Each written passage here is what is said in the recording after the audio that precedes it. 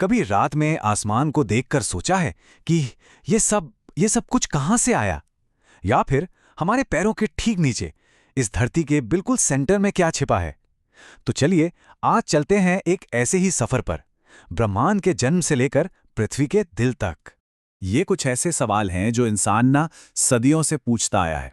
आखिर हमारा ये यूनिवर्स बना कैसे, और जिस जमीन पर हम रहते हैं उसके अंदर क्या है? आज हम इन्हीं बड़े सवालों के जवाब ढूंढने निकले हैं। अब इन बड़े बड़े रहस्यों को सुलझाने के लिए हमें एक गाइड चाहिए, है ना?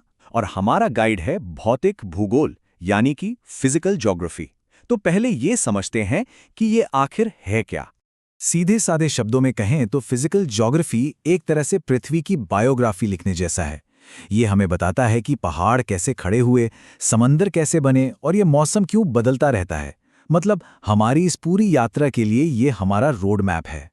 तो ठीक है, अपना सफर शुरू करने के लिए हमें टाइम मशीन में बैठकर बहुत बहुत पीछे जाना होगा, एक ऐसे पल में जब कुछ भी नहीं था, ना समय ना जगह। यहीं से हमारे ब्रह्मांड की कहानी शुरू होती है, एक जोरदार धमाके के साथ। सोच कर देखिए, लगभग 13.8 अरब साल पहले।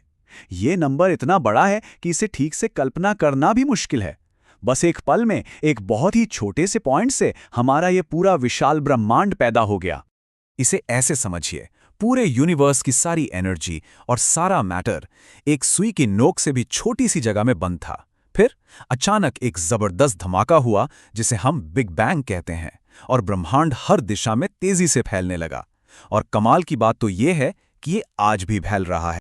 और हाँ, ये सिर्फ कोई कहानी नहीं है, साइंटिस्ट्स के पास इसके पक्के सबूत हैं। वो देखते हैं कि गैलेक्सीज हमसे लगातार दूर जा रही हैं। ठीक वैसे ही जैसे किसी गुब्बारे पर अगर आप डॉट्स बना दें और फिर उसे फुलाएं तो वो डॉट्स एक दूसरे से दूर जाते हैं। उन्हें वो गर्मी भी मिली है जो उस महाविस्फोट के बाद बची रह गई, जिसे कॉस्मिक माइक्रोवेव बैकग्राउंड कहते हैं। वैसे ये बहुत दिलचस्प है कि यूनिवर्स की शुरुआत को समझने के और भी नजरिए हैं। जहां एक तरफ साइंस बिग बैंग यानी एक तय शुरुआत की बात करता है, वहीं दूसरी तरफ हमारे प्राचीन भारतीय दर्शन में, जैसे ऋग्वेद में, इसे एक गहरे रहस्य की तरह देखा गया है। वहां माना जाता है कि सृष्टि एक अंतहीन साइकिल है, जो बनती है, खत्म होती है और फिर से बनती है। एक ही बड़े सवाल को देखने के दो बिल्कुल अलग तरीके। तो उस बड़े से धमाके के बाद अरबों सालों में धीरे धीरे तारे बने, गैलेक्सीज बनी। अब अपनी कहानी को थोड़ा जूम इन करते हैं और आते हैं हमारी अपनी गैलेक्सी मिल्की वे के एक छोटे से कोने में, हमारे सोलर सिस्टम पर। कल्पना कीजिए, अरबों साल पहले अंतरिक्ष में गैस और धूल का एक बहुत बड़ा घूमता हुआ बादल था। धीरे धीरे ग्रेविटी की वजह से उसका सेंटर और भी घना और गर्म होता गया, और वहीं जन्म हुआ हमारे सूरज का। और जो बचा खुचा मलबा था वो आपस में जुड़कर ग्रह बन गया, जिसमें हमारा घर, हमारी पृथ्वी भी शामिल है। और इसी पूरे कॉस्मिक डांस के बीच करीब 4.6 अरब साल पहले हमारे ग्रह, हमारी पृथ्वी का जन्म हुआ। ये लगभग उतनी ही पुरानी है जितना हमारा सूरज। लेकिन उस वक्त की पृथ्वी आज जैसी बिल्कुल नहीं थी। सोचिए, वो आग का एक दहकता हुआ गोला थी। फिर करोड़ों सालों में उसकी ऊपरी सतह ठंडी हुई और एक चट्टानी परत बन गई। ज्वालामुखियों से जो गैसें निकली उनसे हमारा पहला वायुमंडल बना। और फिर लाखों साल तक लगातार बारिश हुई, जिससे बड़े बड़े महासागर भर गए। अगर चट्टानें बोल पाती तो क्या क्या कहानियां सुनाती है ना। खैर, एक तरह से देखा जाए तो वो बोलती हैं। पृथ्वी की हर चट्टान में अरबों सालों का इतिहास छिपा है, और जियोलॉजिकल टाइम स्केल हमें उस कहानी को पढ़ने में मदद करता है। पृथ्वी का इतिहास ना एक बहुत लंबी किताब की तरह है जिसके कई अध्याय हैं। शुरुआती आर्कियन युग में हमारा ग्रह बन ही रहा था। फिर प्रोटेरोजोइक युग में जीवन के पहले निशान दिखे। मेसोजोइक युग तो डायनासोर का जमाना था, जब धरती पर उन्हीं का राज था।